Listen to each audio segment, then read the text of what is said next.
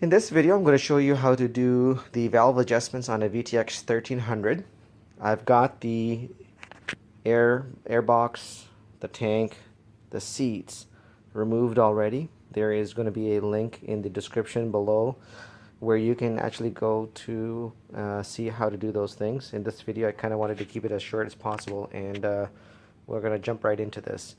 I do this every 10,000 miles. The thing is that it's not worth paying $350 or $400 or $450 to a dealer to do. It is a little time consuming, so you may find it pretty daunting the first time, but trust me, the second, third time, it'll just be so much more easier.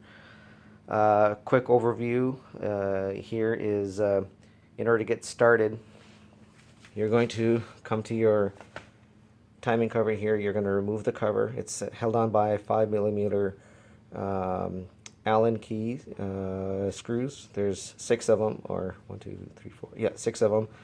The next thing you're going to do is you're going to remove the timing hole cover.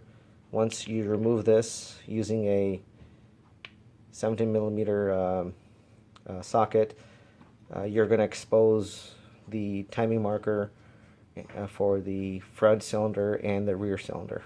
We'll talk more about that in detail later on, but this is how you're going to get the top dead center for the front and rear cylinders before you make the adjustments. The next thing to do after that is to remove your exhaust valve cover and your intake valve cover. This is an 8mm socket. You most likely will have to use a wrench key to do that. I use a crescent wrench to remove that for the exhaust on the front. This is the front cylinder. Now we're going to move on to the rear cylinder, which you're going to have to come to the other side of the bike.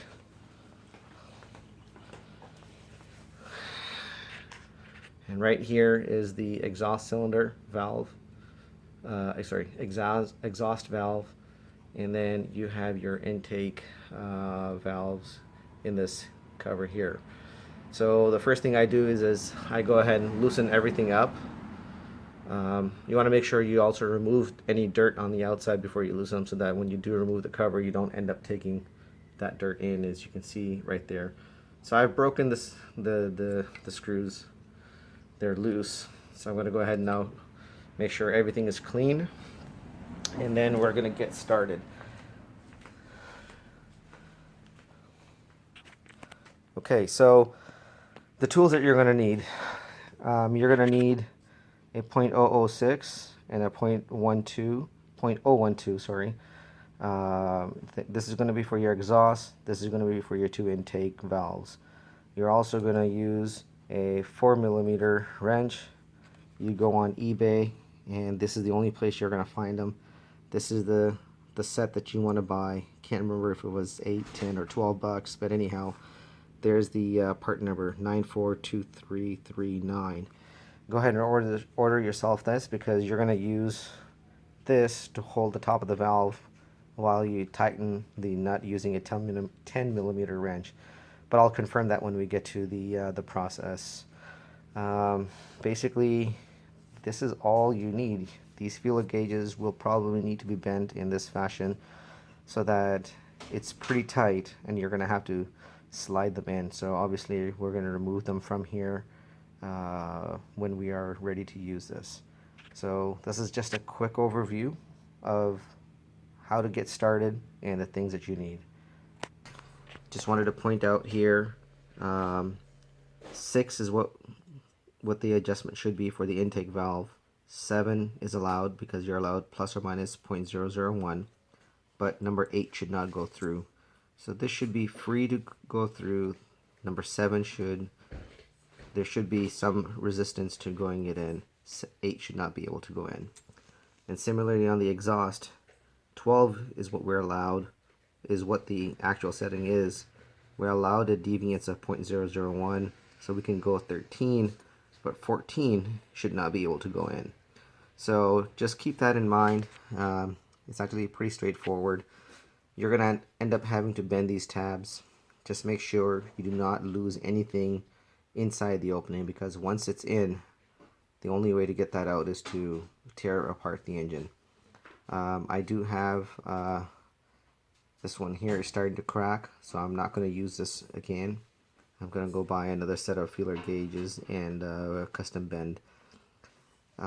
Just because of how tight the location is, custom bending these things is the only way you're going to be able to get the feeler gauge in. And that's basically it. Once you do this once, and then you do this repeatedly again after 10,000 miles, you'll get a hang on what is needed to be able to adjust your valves. I am now ready to go ahead and start setting the valve clearances. We're going to start with the front cylinder and then do the rear. There are two things that you need to make sure. One, that the cylinder is in top dead center and it is in the compression stroke. In order to make sure that the cylinder is in top dead center, you will need to ensure that you set the FT for the front, the upper line, lined up with the mark on the crankcase, the RT line, the upper line, with the mark again in order to ensure that the rear is top dead center. And then you need to make sure that the stroke is the compression stroke. The only way for you to do that is, or one of the ways for you to do that is, once you think it is in the top dead center, you can come here and move the rocker arm. You can move it. That means that you are in the compression stroke. You should be able to do the same thing with the rear. And we are. And so I do have the compression stroke. The next step is to insert the correct feeler gauge in to check the clearance. And this is where the gap is. I've got a feeler gauge in place. Just wanted to show you where you are trying to set the gap. This is the 10mm nut that we will loosen up using the 4mm arm wrench. We will turn this nib that sets the height. So basically you loosen the 10mm nut, turn that till you are to the right gap. Once you've done that, you want to leave that alone the way it is and then move on to the next valve. Once we're done that, we will then turn the crankcase 180 degrees, and what that will do is going to lock up the gap in between the valves and the valve arms. Once that is done, we will then use a 10mm wrench or socket to tighten this up, and then we will turn the crankcase again till we're in top dead center in the compression stroke, and then we will recheck the valve clearance to ensure that we have set the gap correctly. So the intake gap is 0.006 and the exhaust gap is 0.012.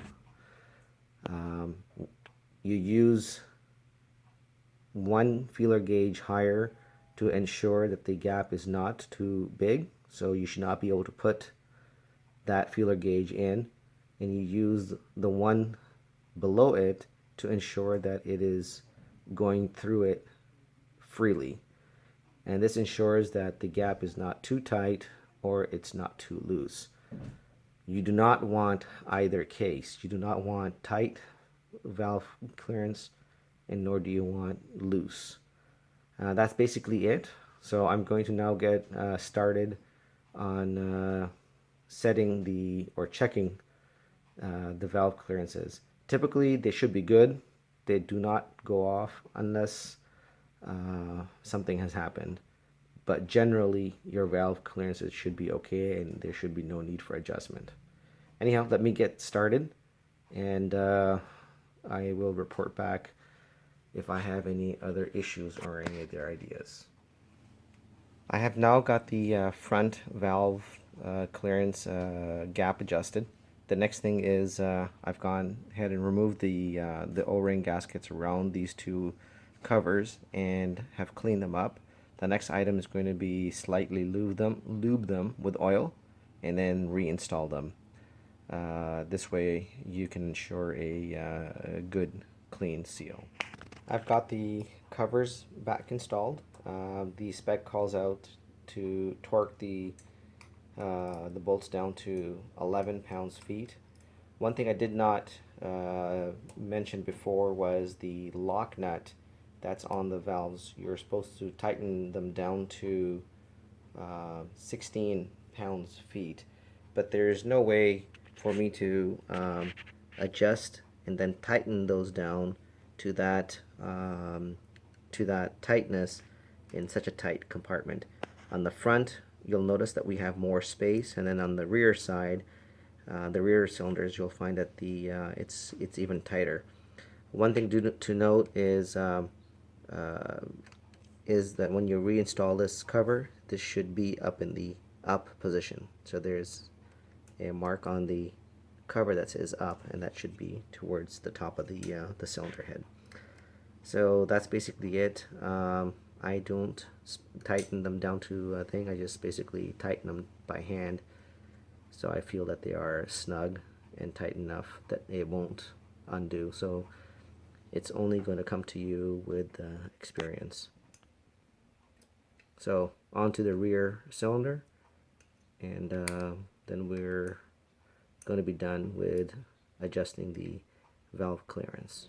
So just to finish off this small tutorial on how to adjust your valves, I finished checking the clearance on the rear valves. Out of the 6 valves that I just adjusted today, only 3 of them needed adjusting. The exhaust valves were right on. 2 of the intakes on one side were a little tight, and then the one of them on the rear intake was tight as well. So anyways, that's basically it. I hope you find this video helpful to show you how to be able to adjust the clearance in the valves on your VTX 1300. If you've got any questions, please post them down below, and I'll do my best to answer them. Thank you.